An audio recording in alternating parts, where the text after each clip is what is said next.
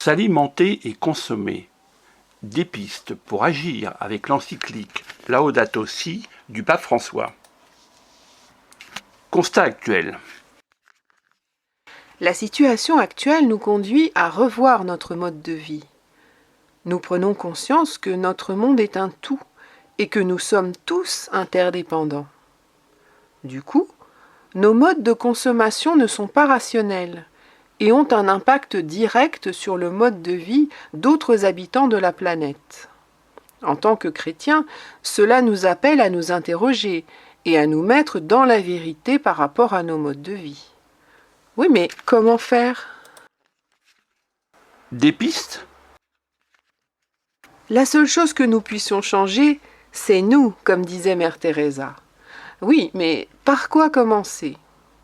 Le pape François nous donne des pistes dans son encyclique Laudato Si, loué sois-tu, où il nous rappelle la beauté et la fragilité de la création. Elle concerne tous les domaines importants de notre vie, par exemple ce qui touche à l'alimentation, à la consommation. Que pouvons-nous en retenir pour mieux vivre en chrétien ? Avant d'agir, s'émerveiller. La création n'est pas un dû, c'est un don. Par exemple, lorsque Dieu nous donne notre nourriture quotidienne, pensons-nous à le remercier pour le fruit de la terre et du travail des hommes ? Et à prendre conscience que nous-mêmes en sommes co-créateurs, en cultivant et en cuisinant ces produits. Savons-nous les apprécier ? En apprécier la saveur et la diversité ? Remercier le Seigneur pour cette profusion de richesses et de variétés ? Et savons-nous les partager ? Ouvrir notre table et nos cœurs à ceux qui, ici ou très loin, souffrent de la faim ? Je peux changer quelque chose, moi ? Et si je décidais de cuisiner au moins un repas moi-même tous les 2 jours au lieu d'acheter des plats transformés ?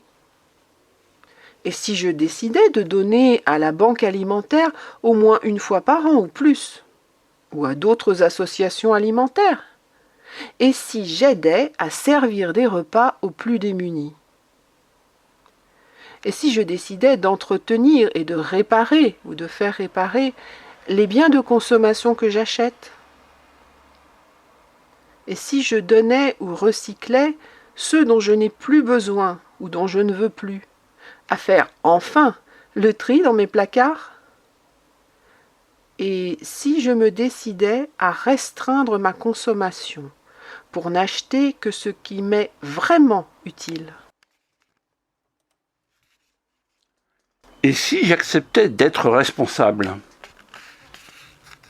Pourquoi ne pas privilégier les produits fabriqués avec un minimum de substances chimiques, afin de protéger aussi bien la santé de ceux qui les font que celle de ma famille ? Puis-je essayer, si possible, de me procurer des biens fabriqués près de chez moi, même s'ils sont parfois un peu plus chers ?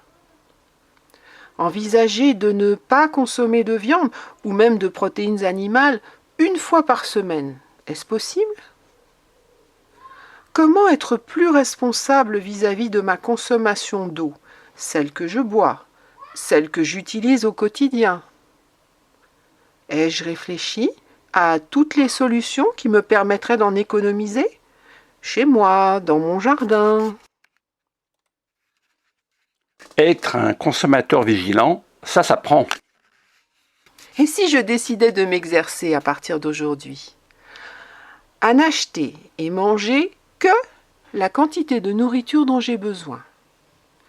À regarder attentivement les étiquettes pour essayer de privilégier les pratiques sociales et environnementales des fabricants qui font des efforts en ce sens. À prêter attention aux modes de culture et d'élevage, à la traçabilité des aliments, pour préserver ma santé et celle des agriculteurs qui les produisent. À consommer moins, mais à consommer mieux, pour un meilleur partage du bien commun. La sobriété qui est vécue avec liberté et de manière consciente est libératrice.